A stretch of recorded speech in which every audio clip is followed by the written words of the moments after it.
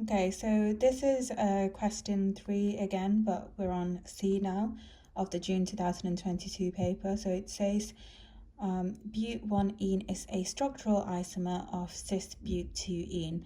The skeletal formula of but1-ene and cis-but2-ene are shown. Okay, so these are the two structural isomers. Again, they're structural isomers because the arrangement of atoms are different, but they have the same number of carbons and hydrogens. Okay, so they have the same molecular formula, but different structural formula. That's why they are structural isomers. So it says when HBr is added to but1-ene, two products are formed. So again, this is an example of electrophilic addition because we are adding something. Okay, when HBr is added to cis-but2-ene, only one product is formed. So if we were substituting one of the atoms, that's electrophilic substitution, but this is electrophilic addition. If you actually draw out the mechanism, you will understand why it's electrophilic addition. So if we have a look at this, it says explain why but1-ene can form two products, but cis-but2-ene can only form one product. Okay, so firstly, if we just have a look at both of these compounds, this one is symmetrical, whereas but1-ene is asymmetrical. Okay, so you get 1 mark for stating the symmetry of those compounds. Okay, so let's just have a look at the mark scheme. So if you say that but1-ene is asymmetrical, or if you say cis-but2-ene is symmetrical, you get 1 mark. But you need to elaborate on that. So you need to say that the Br can be added to the first or the second carbon. You need to mention Br and not H. I know it's HBr, but we're adding bromine to it. Okay. So, or you can say either carbon in the double bond.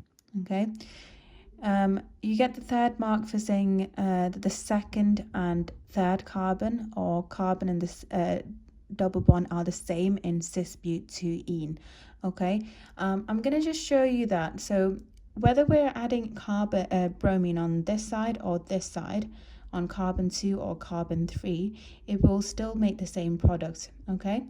However, if we add bromine to this carbon, that will be different to adding bromine to this carbon. Okay, so in the mark scheme, it does say that you can accept drawings showing addition of bromine.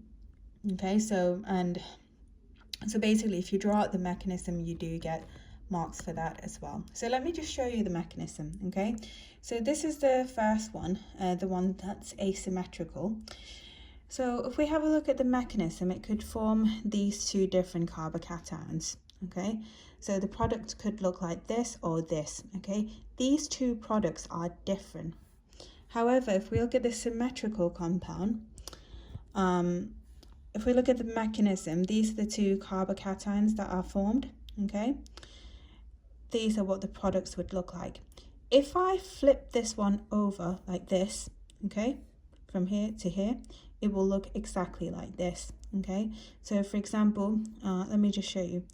So here, this pen is pointing down, showing the bromine, but if I flip my hand, can't really do that.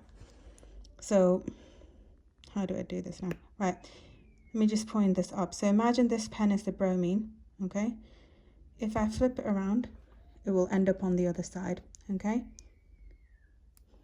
so if you get what I mean, I think that wasn't the best demonstration, but if you understand, if I flip this molecule, it will be the same as this molecule. Okay.